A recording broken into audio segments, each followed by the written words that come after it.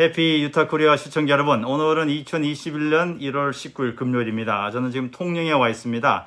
조금 전에 통영의 그 거리들, 골목을 둘러보고 박경리 선생님의 생가, 또 윤본선 대통령의 그 부인이신 공덕기여사의 생가, 또 어디죠? 누구 생가가 지나갔는데? 김성옥, 초정 김성옥 네, 선생. 생가, 또 유치환 선생님과 그 통영 우체국, 뭐 이런 얘기를 둘러보면서 보고, 이제 세빙고, 삼도 수군 통제사가 근무했던 그 사무실, 요즘 말로 해군 통제본부를 둘러왔습니다. 이제 저는 우리 오늘 안내를 해주신 우리 서상록 언어연구원, 예. 네, 부탄에서 많은 활동을 하셨습니다. NGO로 활동을 하셨는데, 부탄에 대해서 궁금한 게 아주 많습니다. 뭐 시간은 많이 없지만도 좀 부탄에 대해서 여러분의 궁금증, 제 궁금증을 함께 풀어보고 듣도록 하겠습니다. 제가 코로나가 끝나면은 부탄을 꼭 가고 싶습니다. 먼저 부탄하고 어떤 인연이 있습니까? 제가 본래 NGO 흥거코 기아봉사단으로 저 네팔에서 있었습니다. 있으면서 네팔과 국경을 접하는 바로 옆에 부탄이라는 나라를 제가 듣고 제가 부탄에 대해서 관심이 있었습니다. 그래서 부탄은 참 특이한 나라고 외국인들이 쉽게 들어갈 수 없는 나라라 이렇게 생각해서 제가 부탄에 가서 제가 좀 하고 싶은 일을 해야 되겠다라고 마음을 먹었습니다. 그리고 내가 부탄에 가기 위해서 약 2번의 답사를 하고 13년에 걸쳐서 제가 준비 기간 끝내고 부탄에 들어가 있습니다. 예. 부탄은 뭐 제가 알기로는 아주 작은 나라로 알고 있습니다. 네. 구체적으로 어느 정도 작고 인구는 어떻게 됩니까? 면적은요. 경상남북도 한 2개 도를 합친 정도의 면적이고 그리고 이제 인구는 100만이 되지 않습니다. 78만 명이 사는데 외부 문명 세계와 거의 이제 단절이 되어서 자기네들만의 고유한 문화와 전통, 종교, 자연을 벗삼아 살아오는 그네들만의 유토피아 같은 나라라고 보면 되겠습니다. 예. 부탄에 우리 한국 교민들도 있습니까? 6명이 있는데 그중에 3명은 한국 정부에서 파견한 스포츠 후진국에서 이제 농구, 양궁, 축구를 가르치는 일로 가 있는 분들이 있고요. 그 다음에 이제 민간인 신분으로 가 있는 사람은 저를 포함해서 3명이 있습니다. 예. 양궁, 축구, 또 농구. 예. 그럼 축구는 우리나라 현재 그 축구 코치 박응석 코치가 그 월남에서 상당히 영웅으로 대접받고 있습니다. 부탄에도 우리 청소년들이 축구를 좋아하고 합니까? 예, 부탄 좋아하는데 이제 국제 무대에서 성적은 잘 내지를 못합니다. 스포츠 인구가 워낙 작고 인구 자체가 작다 보니까 아마 그런 것 같습니다. 부탄 그 우리 교민이 6분이면은 그 부탄 한국 교민 회장님도 계십니까? 아직 그런 조직은 안 돼 있고요. 이제 각자 자기 맡은 일을 하고 있고 각자가 다 자의적으로 간 사람은 없고 부탄 정부의 초청을 받아서 특별한 일을 하고 있는 것이죠. 아주 뭐 보람되고 또 의미 있는 일을 하신다고 저는 봅니다. 제가 살고 있는 미국 유타주는 한국 교민들이 한 10,000여 명, 뭐 좀 더 된다는 분도 계십니다. 그러시고 우리 유타에는 이제 유타 한인회가 있고 또 남쪽에 또 남부 유타 한인회도 있는데 뭐 그런 대로 한 10,000여 명 되니까 서로 이렇게 교류도 있고 뭐 교회도 있고 사찰도 있습니다. 있는데 그 우리 선생님께서는 부탄에 계시면서 부탄의 어떤 점에 매력에 빠지셨습니까? 예, 제가 네팔도 참 좋은 나라입니다. 히말라야 8,000m급 봉우리 8개를 가지고 있는 산악국가고 제가 산을 좋아해서 그런 나라를 택하게 됐는데 다른 면에서는 뭐 여느 나라와 별다름이 없는데 부탄만의 특이한 점이 있다면 모든 국민이 전통 복장을 입어야만 되는 것입니다. 전통 복장을 입지 않고는 관공서나 학교에 들어갈 수가 없을 정도로 문화 전통을 중요시 여기고 그걸 생활화하고 있습니다. 그 다음에 전국토가 금년 국가입니다. 담배를 사거나 팔 수도 없고 필 수도 없는 나라입니다. 아주 특이한 나라죠. 그 다음에 부탄을 이렇게 이야기를 하고 있어요.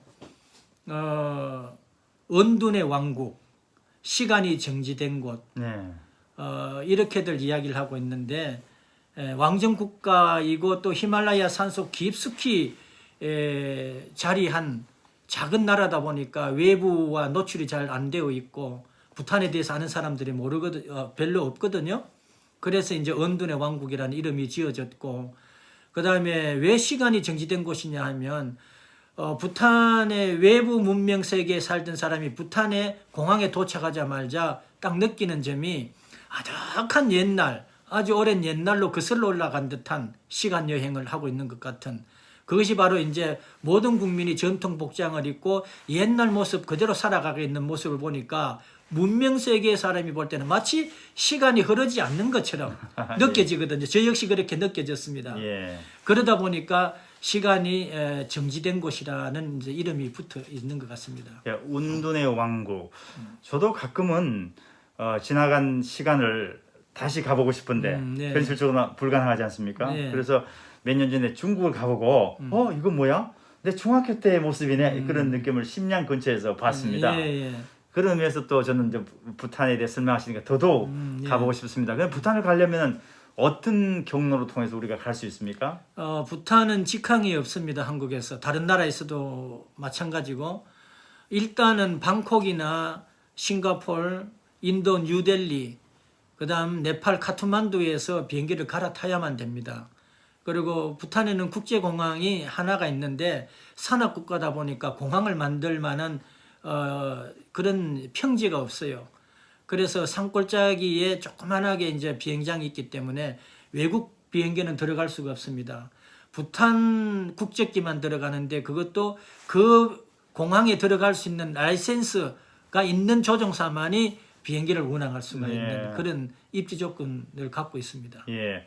그러면 이제 그 방콕이나 델리를 통해서 들어가는데 부탄에 들어가려면 비자를 받아야 됩니까? 예, 비자를 받아야 되는데 아주 작은 숫자의 외국인들이 저처럼 이제 있는데 모두가 다 부탄 정부의 초청을 받아간 사람들입니다. 네. 엔지니어라든가 또는 뭐 원어민 영어 교사, 영어를 쓰기 때문에 예. 미국, 캐나다, 호주 이런 데서 이제 영어 교사로 온 분들이 좀 많고요.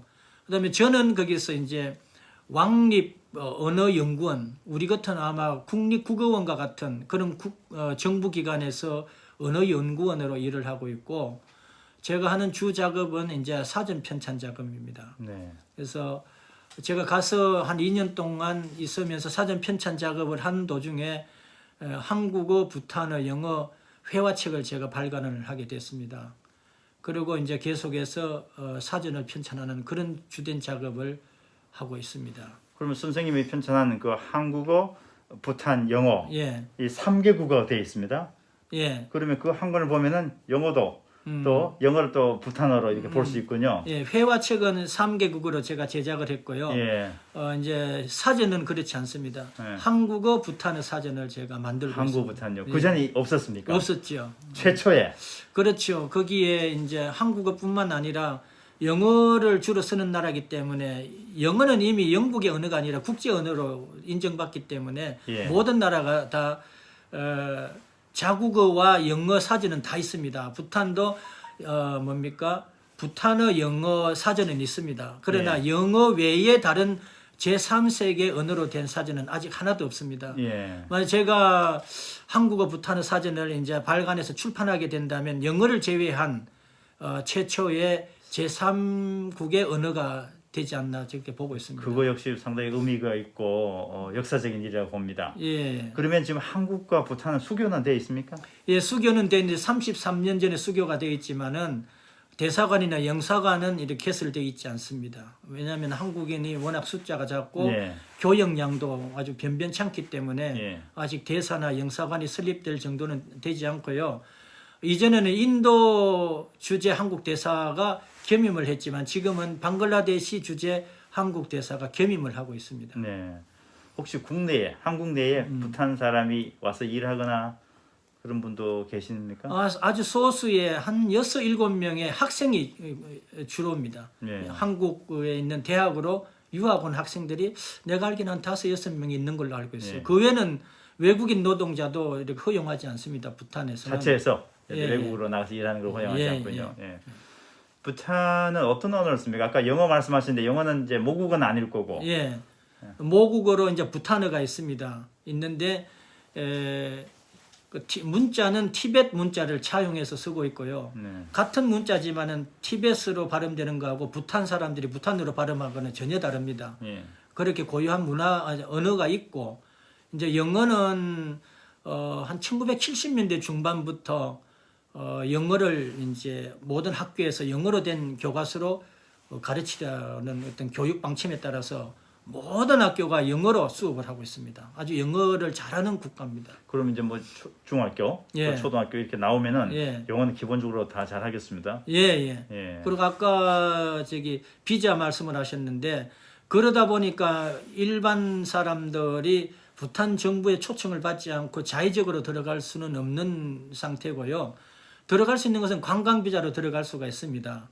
그러나 이제 그것마저도 하루에 250불이라는 그 체류비를 내야 됩니다. 그래서 내가 열흘간 체류하겠다 하면 2,500불이라는 체류비를 내야만이 관광 비자를 발급을 해줍니다. 네.